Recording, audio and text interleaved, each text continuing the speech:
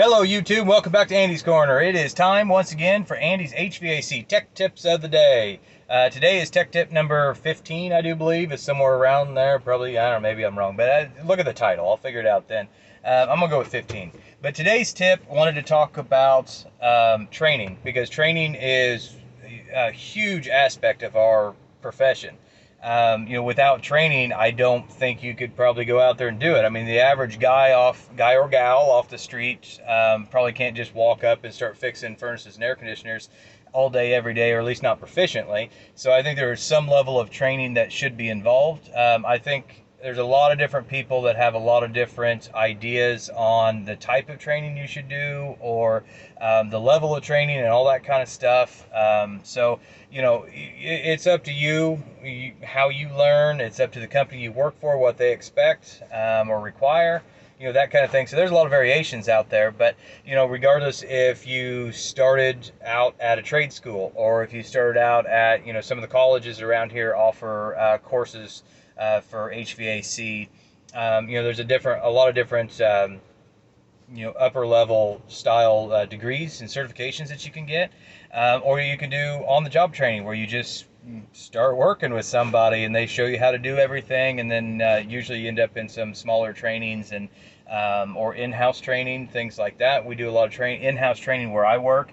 I do a lot of the trainings in there. So there's a lot of different ways that you can become trained in this profession. But training is wildly important because for one, we have to be safe. We're working with equipment that could potentially hurt you or someone else, so obviously we have to be trained with it.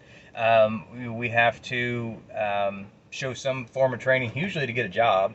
And we want to make sure we can actually fix the thing, because that is the number one point or purpose, is we have to be able to fix it. So you wouldn't want that mechanic that has never seen the underside of a car before working on your car, right?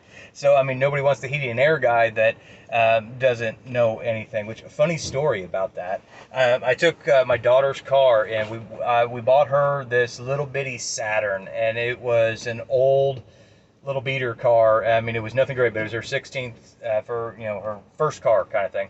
And so this little bitty Saturn, we took it in to get the oil changed the first time since we'd had it, and it was an older car. We took it in, and there's like two young kids that are looking at it, and they say, well, you can go wait in the waiting room, and it's got a big glass window so I can see the whole thing going on. And nothing against young kids by any means. I'm not trying to offend anybody there. Everybody has to start somewhere. That's fine. But these kids definitely needed a little more training. So they sat there, they popped the hood, and they looked underneath the hood for, I don't know, a good 5 minutes or so. And I'm just standing there through the glass watching the whole thing. And 5 minutes went by, and they hadn't touched anything. They're just looking and walking around the car. Pretty soon the one kid comes in and he says, "Sir, what kind of car is this?" And I said, "Well, your first pointers would be, there's an emblem on the front of the car, and if you walk all the way around to the back, there's an emblem on the trunk as well that says that's a Saturn." Whatever, mistake, it doesn't matter, whatever. So he walks back out there, and they get to looking, and I'm still standing here watching behind the glass, and there's two of them out there, and pretty soon they got this big book flipped open, and they are flipping through it over and over. The kid came in again. He said, "What model of car is this?" I told him what it was, and he said, "Oh, okay, that helps." So they went back outside, and it's been a good 10 minutes or so now, and so I'm standing there, nothing has happened with this car yet, and this oil change, and they're looking and flipping through this book, and pretty soon he comes back in and he says, "You know what kind of oil this thing takes?" I said, "Aren't I at an oil change place? Isn't that like your guys' thing?" I mean, if it was up to me, then I would just change it myself, but either way, we finally got the oil change. But my point is, on that long story there, my point is, you need to have somebody that's trained working on your stuff. So when we go out there to work on a furnace or air conditioner, obviously you need to be trained.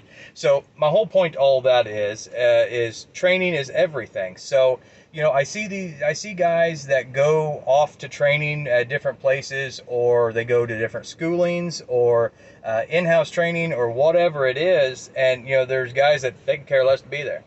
My boss says I have to come to this.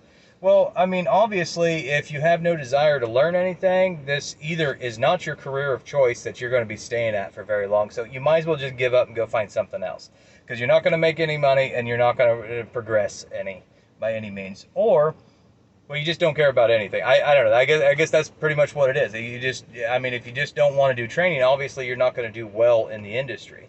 So I don't understand why anybody that dislikes training so much would want to continue doing training or continue doing the profession, I guess. Because if you don't want to learn how to do it, I don't really see the point in doing it, because we don't really have the profession where you just go and collect a check every Friday.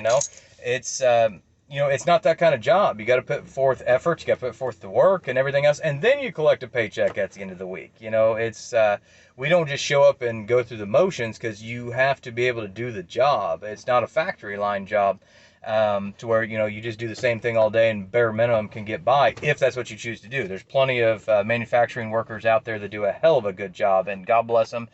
They keep all the stuff we need coming. But anyways, if you're not into doing the training, I don't know, why do the job? I guess it's just a matter of training is everything in our profession. So, it's one of those things that we have to do. So if you are one of those people out there that doesn't like to do training, if you don't do heating and air already, and maybe you're thinking about it and you don't like to do training, I don't know if this is a profession for you. I'm not trying to run anybody away by any means, because we need people in the trades right now more than anything, more than any time. There's not enough of us out there. And, there's jobs out there all over the place that pay good money. So, if you get trained, if you're willing to continue to train, you can make really good money.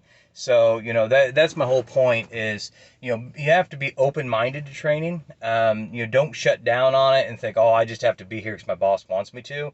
We have to be open-minded and actually want to learn. I'm a big believer in, this is my career. This is not my job. A job is just some, crap 9 to 5 you go to every day to collect a check on Friday and go home. A career is, it's building yourself to be better so that you can do more later. I work so hard now so I can retire nice later, hopefully.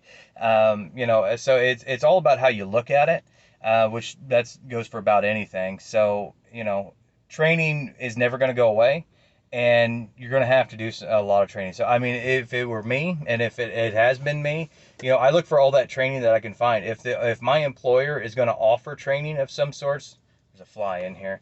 If my employer is going to offer training, I'm going to take it, because I want to better myself. Don't shy away from it and think that you don't want it or you don't need it, or don't get arrogant. I've met a lot of guys, and maybe you guys are sitting at home thinking I'm arrogant. I don't care, whatever. Comment below about it. I would love to have a fight about it if you want to. I've busted my knuckles enough times that I can say that. But if they're going to offer it, take it. Don't think that you know everything and you don't need it anymore, because we all need training. 20 years and I still learn something new every day. Go out there and learn as much as you can and become as proficient at your job as you can. If my words aren't working today, this is a weird video.